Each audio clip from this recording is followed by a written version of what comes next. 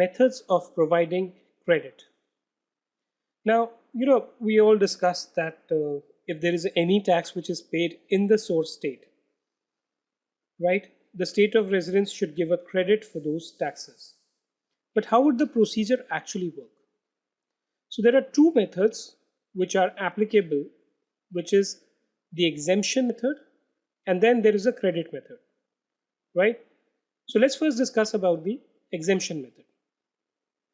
In this case, let's take an example. Suppose there's a US tax resident, okay?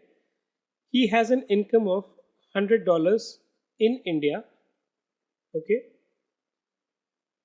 And he has an income of $500 in US, right? Under the exemption method, what is going to happen is, suppose he has paid taxes in India amounting to $30 on such income, right? So how would the exemption method work? The exemption method has two things. One, a full exemption, or second, an exemption with progression.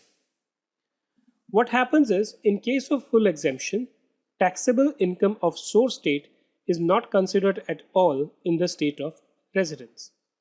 What this means is, when calculating the US taxable income, they are going to say from India, we have zero income and therefore the total income is $500, right? The second method is, so this is known as full exemption. You do not include the income at all. The second one is exemption with progression. Income is only considered for determining the applicable tax rate. So suppose the taxable income again is 500. What they are going to do is, they are going to consider this $100, but only in order to ascertain if there is an incremental tax which might be applied, right? Now, for this you might have studied about the taxation of agricultural income in India, which is exempt from tax, but it is considered to see whether your slab or the tax bracket in which you fall may actually increase, right? This is also something similar. You do not tax this income, but you will just add it on to the total income to see what is the total tax which is payable on such income, right? Once you get the total tax on 600, right? Let's say it is 200. Just a thing that I'm saying, right?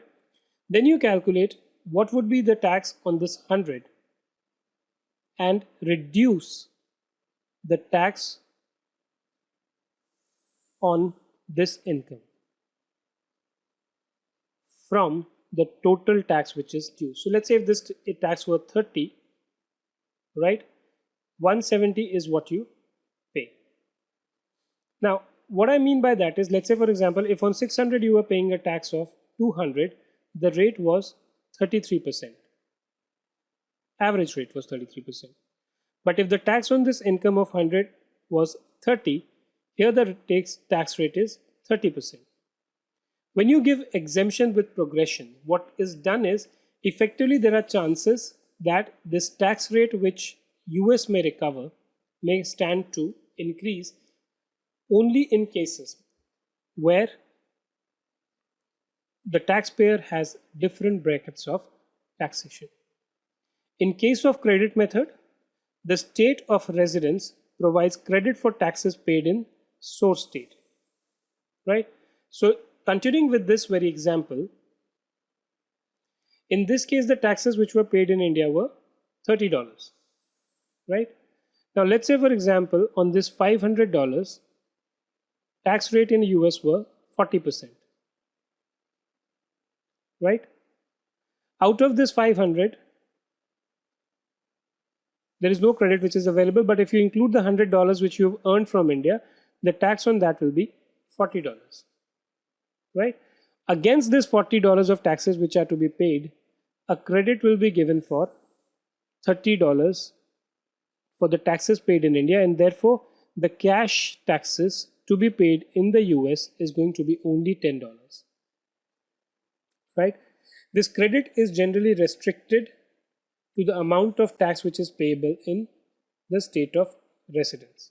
What this means is, if on this $100, the tax rate which was to be applied was 20% and therefore the tax liability was only $20, even though tax has been paid in India to the extent of 30, the credit will be available only for $20 and the tax on this income will be 0. You cannot use this 10. The tax paid in India 30 minus the credit which is available $10 to offset the tax liability against other income. Right? Of course, there could be domestic rules under which this could be carried forward, but you are not entitled to set it off against other income unless the domestic laws specifically provide for such a treatment.